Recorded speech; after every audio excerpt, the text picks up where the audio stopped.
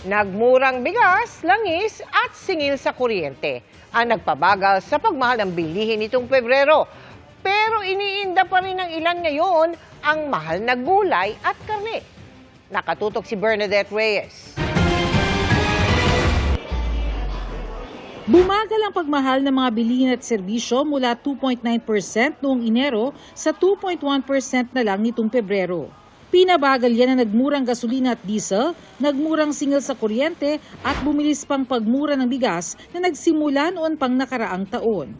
Mas ramdam ang pagbagal ng pagmahal ng bilihin ng mga pinakamahihirap sa bansa dahil karamihan sa nagmura ay yung mga binibili nila. More than half of the expenditure ng mga nasa bottom 30% pumupunta sa food. Dahil yung food ang main reason ng pagbagsak ng inflation, yung bottom 30% natin is highly affected.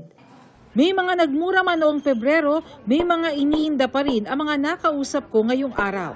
Yung bigas po bumaba pero yung iba pong bilihin kagaya ng manok, baboy, masyado pong mataas. Tsaka yung ibang klase po ng gulay at tsaka yung mga sibuyas. Sa tala ng Philippine Statistics Authority, bumababa ang presyo ng bigas pero nananatili namang mataas ang presyo ng ilang gulay pati na ang karne ng baboy. Maaari raw makatulong kung magtatakda din ng maximum SRP sa baboy na umaabot hanggang 480 pesos ang kada kilo ngayon sa ilang pamilihan. We expect for pork to have the same thing na pag nagkaroon siguro ng maximum suggested retail price, then for pork, it might lead to a deceleration or even a negative inflation for pork.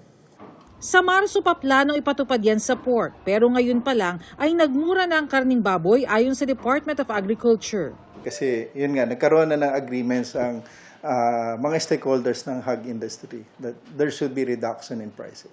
Pag bumaba naman yung dealer dyan, kakayanin namin magbigay ng gano'n. Kung halimbawa na hindi na sila bumaba ng mga ganito, wala, tuloy-tuloy kami ang presyo namin na ganyan, mataas. Para sa GMA Integrated News, Bernadette Reyes, Nakatutok, 24 Oras.